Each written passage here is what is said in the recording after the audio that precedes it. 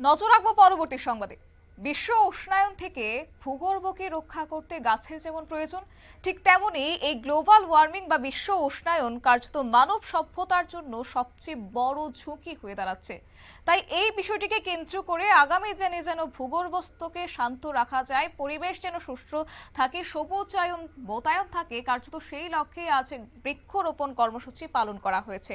পরিবেশ দিবস উদযাপনে বৃক্ষরোপণ কর্মসূচি পালিত আগরতলা পৌর নিগমের 18 নম্বর ওয়ার্ড এবং সামাজিক সংস্থা ফুরসতের আড্ডার যৌথ উদ্যোগে 18 নম্বর ওয়ার্ডের পার্শ্ববর্তী এলাকায় বৃক্ষরোপণ কর্মসূচি পালন করা হয়।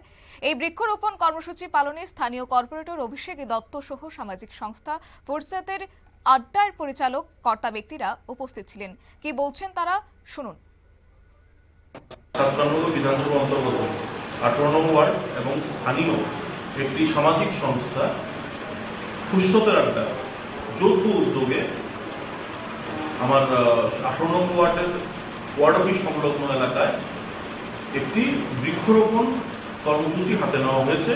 এতে আমরা অনেক রকমের বিভিন্ন রকমের ফুল ফলের গাছ আজকে বৃক্ষরোপণ করতে পেরেছি এবং এইসব কর্মসূচি আগামী দিনও চালু থাকবে।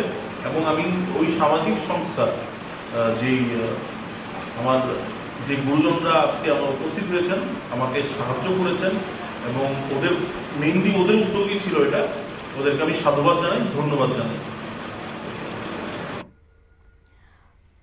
আপনারা শুনলেন অভিষেক দত্ত কর্পোরেটরের বক্তব্য। কার্যত তিনি বিস্তারিত বিষয় তুলে ধরেছেন। তবে বিশ্ব উষ্ণায়ন বর্তমান বিশ্বে পরিবেশগত প্রধান সমস্যা সমূহের এক প্রকার অন্যতম কারণ হয়ে দাঁড়াচ্ছে।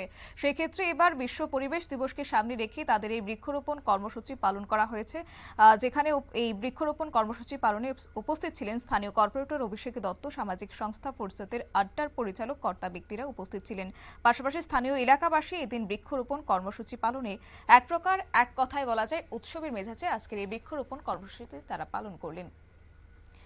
নিয়ে নিচ্ছি ছোট্ট একটি বিজ্ঞাপন বিরতি, সঙ্গে থাকুন।